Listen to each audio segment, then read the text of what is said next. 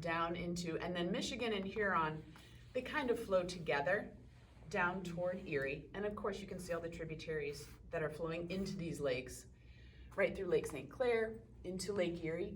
It flows from the west toward the east. So anything that happens in Toledo, Sandusky Falls is, there's Niagara River and the Welland Canal, which is a cool system. If you've never made it up to the Welland Canal, it's very cool.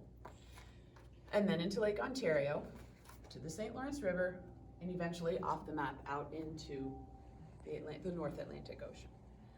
And so that's the direction of the water flow. Looking at the profile down on the bottom, everything but Erie is a really deep lake, which is kind of amazing to think of. And if you've ever, Burt talked a little bit about history, and I could go on for a while about this, the history of shipwrecks in the Great Lakes, and also the history of the Mill Creek flood, which I will touch on a little bit as we're hiking and what it really is. Because while things are flowing into it, other things are flowing out of it. You're talking about the Ohio River and things like that. That is flowing in one direction. We're talking about the St. Lawrence. That's flowing in another direction. It is very important to be as fully immersive as possible. Students oftentimes, especially the past year, have spent a lot of time sitting and looking in one spot. You guys are here, so that tells me that you really enjoy trying to add to that experience. If they can not only use their eyes, 2/3 of what we learn as human beings is through our sight. It's what we see. But we still have a whole third of what we hear. You guys can hear things right now. Of what we taste, not safe outside. What we smell, and then what we touch. So I really encourage students to use those senses, because as a true scientist, they use all of that and they take all that information and put it together, and then they have a better picture of what's happening around them. That's how we make progress in science. So those 5 senses tie into your watershed walk, and they're, in my opinion, really important. So, actually this goes for everybody. When you guys are done with your test, it's non-toxic indicator tablets that you are using, so you can just dump it on the ground, do a quick rinse, and put everything in the box, and I'll clean it later.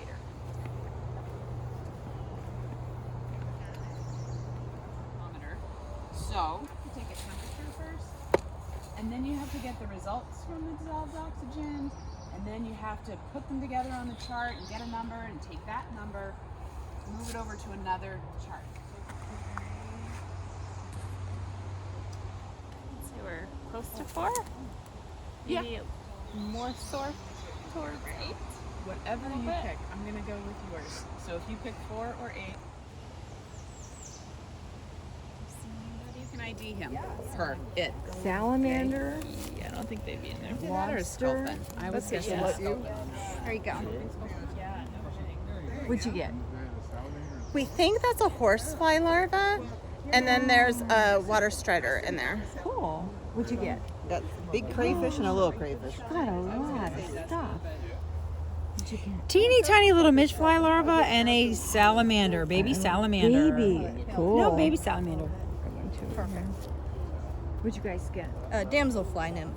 Damn. The other thing to consider is DEP, their field personnel, when they're catching macros to assess a stream, May is the month. At the end of May, they stop. Why do they stop? Because they hatched. What you're seeing is the larva.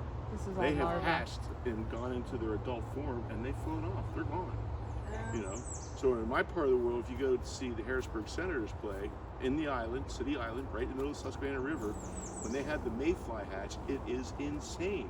They are all over the place. And what do you do at a night game? Look, you turn the lights on, so you get all these mayflies coming in there. I mean, it's unbelievable. But that is the window. The best window for macros is that May period before they start hatching. And then with this time of year, temperature's going to drop. The other thing, water looks kind of low to me. This is the first time I've ever been here in this, but my, you know. If we could make sure I just want to make sure we get this one last activity in. If you could make sure your nets are clean. That's a tough question because, again, the variable of you guys are adults versus students. That's a big variable. But what we have found today is similar to what we have found in previous years and other locations along the creek. But there was nice diversity. Very nice diversity. We've been very proud and excited about the health of the headwaters of Mill Creek. This is your pH scale.